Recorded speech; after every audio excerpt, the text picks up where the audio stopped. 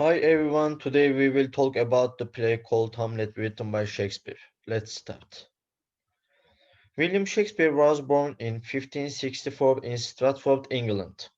One of three sons of John Shakespeare, Shakespeare, the son of a farmer and financially wealthy family in England, was educated at a school whose language of instruction was Latin. And thanks to this school period, he made the classics of Roman literature and guided his life without university education. While he has a distinguished place as a poet and theatre writer in the world, he has gained the reputation of the greatest poet and theatre writer in England.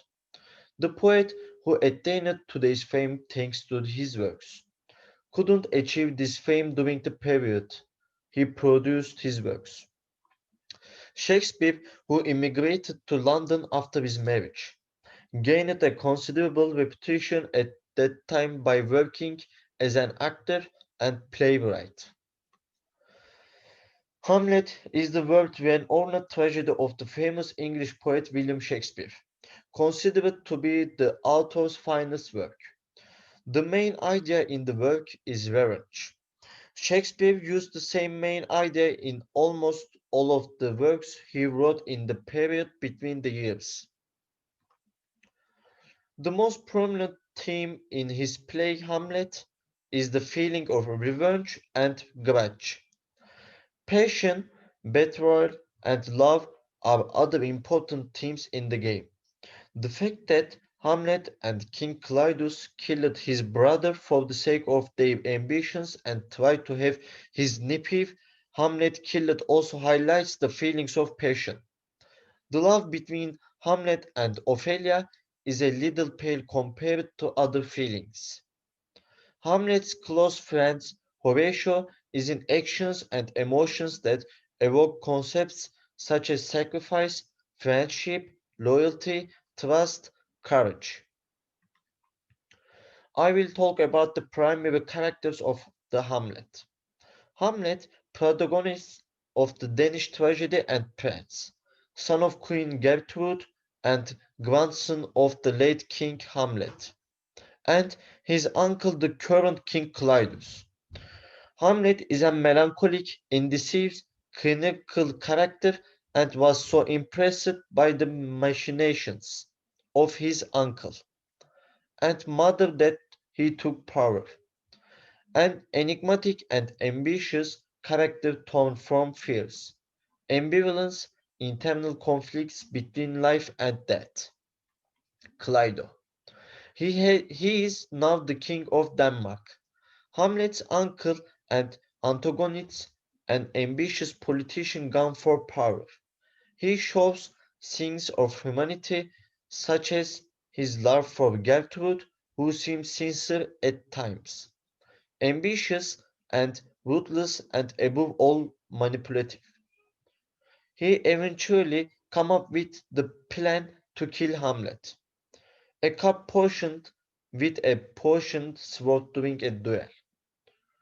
The poisoned sword will kill Hamlet, but the chalice will be poured on the new king and his wife, Gertrude, Queen of Denmark, and Hamlet's mother, now married to Clydo. Gertrude loves her son deeply, but is still a teen woman. It is unclear whether Hamlet was involved in the conspiracy against his father or if he was overwhelmed by the events. Polonius.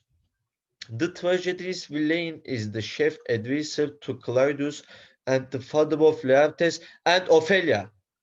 Ophelia, the daughter of Polonius, with whom Hamlet falls in love. His father died at the hands of Hamlet and Ophelia drowned in a creek. Laertes, son of Polonius and brother of Ophelia, a very impulsive young man. He spends a lot of time in French and will duel Hamlet to get revenge. And now I will give a brief summary of the Hamlet.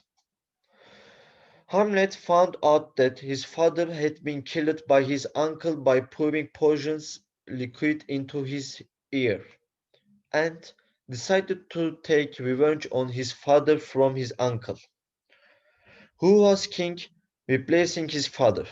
Laertes, the son of a man he accidentally killed, thinking he was king, also wants revenge on Hamlet, who killed his father. Laertes prepares plans to avenge Hamlet. The king also wants to kill Hamlet, and he decides to use Laertes, whose eyes are full of revenge, for his own evil intentions. A duel takes place between Laertes and Hamlet. The tip of Laertes' sword is potions. In addition, the king prepares a glass of potions drink to Queen's Hamlet's thirst during the duel. Laertes, on the other hand, injures Hamlet with the potion's tip of his sword during the duel. Hamlet's death is now final. Before he dies, he takes an opportunity to take the potion's sword from Laertes and kills him first and then his cruel uncle Claudius. I will analyze Hamlet tragedy. Hamlet gives life to internal debates about the disadvantages and advantages of existence, and the opportunity to take one's own life, especially by referring to people who are denied the existence they live. Hamlet believes that the disadvantages of life outweigh the advantages, but he is also aware of the action itself that suicide is condemned by the church as a mortal sin. The central point of his inner thinking is living or dying, moving or not moving. I think Hamlet is incapable of asking these questions because he doesn't know whether to act or not, and offers two supporting portions.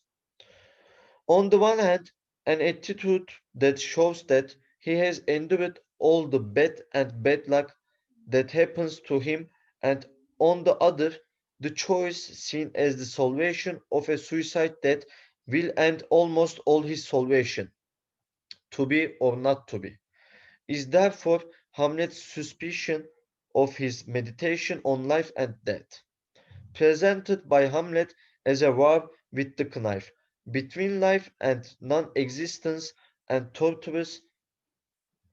Death represents the only salvation, but it takes courage to face it because it means challenging the unknown and one's fears. Hence uncertainty, living or dying. Should he act or be tolerant? Killing yourself can be a way of non-existence in situations where you fear the consequences of Hamlet's gesture is banned or otherwise filled with unknowns. References. Thanks for watching.